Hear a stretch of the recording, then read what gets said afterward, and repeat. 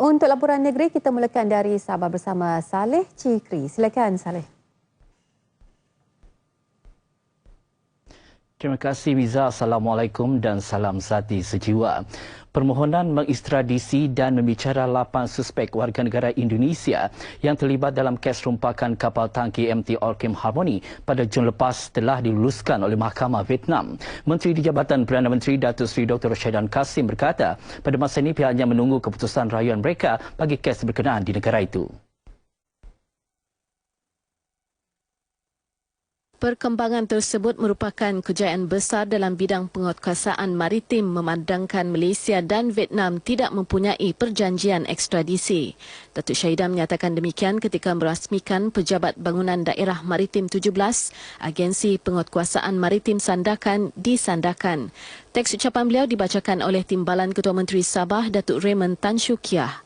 MT Orchim Harmony yang hilang di perairan timur Tanjung Sedili, Kota Tinggi di Johor pada 11 Jun 2015 membawa 22 anak kapal terdiri 16 rakyat Malaysia, 5 Indonesia dan seorang warga Myanmar. Dalam perkembangan lain, Datuk Shahidhan berkata usaha memantapkan keupayaan dan kredibiliti penguatkuasaan maritim negara harus dipertingkatkan, terutamanya bagi menghadapi perubahan ancaman jenayah rentas negara yang semakin kompleks. Beliau juga menyarankan agar pendekatan strategi Lautan Biru sesama agensi kerajaan dan kerjasama dengan agensi dari negara serantau diperluaskan. Setakat ini Malaysia menerima kerjasama baik daripada agensi maritim seperti Amerika Syarikat, Australia, Kanada, Jepun, Indonesia, Singapura, Thailand dan Vietnam.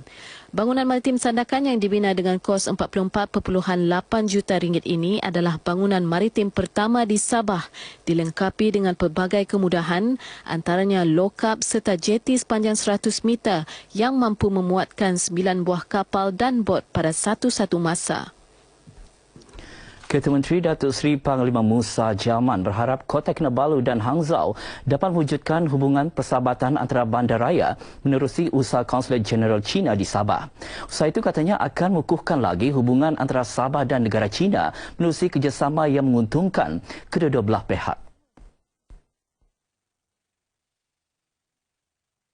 Datuk Musa berkata kerajaan negeri akan terus memberi sokongan dan bantuan yang diperlukan Konsulat Jeneral China di Kota Kinabalu dalam menjayakan kerjasama dalam pelbagai bidang seperti pendidikan, kebudayaan, pelancongan dan perdagangan. Beliau berucap dalam majlis ulang tahun ke-67 penubuhan Republik Rakyat China dan perasmian pameran kebudayaan Tianjin di Kota Kinabalu. Teks ucapan beliau dibacakan timbalannya Tan Sri Joseph Pairin Kitingan. Dari segi hubungan diplomatik 42 tahun antara China dan Malaysia, Datuk Musa berkata ia berjaya dikekalkan menerusi pelbagai usaha serta menumpukan kepada visi yang sama seperti mengekalkan keamanan, keharmonian dan pembangunan. Dalam pada itu terdahulu berucap Konsul Jeneral China di Kota Kinabalu Chen Peiqi mahu kerjasama yang terjalin terus diperkukuhkan antaranya dalam bidang ekonomi, sosial dan pelancongan. Beliau juga berharap lebih banyak penerbangan diadakan di antara bandar-bandar di China dan Sabah. Ini kerana tahun ini saja kira-kira 250,000 pelancong China direkodkan berkunjung ke negeri ini iaitu peningkatan 48% berbanding tahun lalu. Turut hadir dalam majlis berkenaan yang di-Pertuan Negeri Tun Dr. Haji Johar Dato' Haji Mahiruddin dan isteri Tuan Puan Haja Nurlida Tan Sri RM Jasni. Pengajuran Persidangan Antarabangsa Pendidikan dan Psikologi 2016 merupakan platform terbaik membincangkan isu-isu terkini mengenai pendidikan dan psikologi serantau yang berkait rapat dengan pembangunan kebajikan masyarakat. Menteri Pembangunan Masyarakat dan Hal Ehwal Pengguna Negeri Datuk Jainab Ahmad Aid berkata, ia juga dapat dijadikan medium untuk mencari dan membincangkan punca terhadap penularan gejala sosial seperti penyalahgunaan dada. 39 kedua yang working age ni yang itu yang terbanyak terlibat dalam dada. Walaupun dia bekerja, ada yang menganggur, ada yang bekerja sendiri, ada bekerja dengan swasta. Dan ini yang kita ikut data kita. Ini ikut data, ini bukan saya andaian saya. Ikut data kami, ini yang merunsing. Jadi maybe hari ini, Education and Psychology can do a study.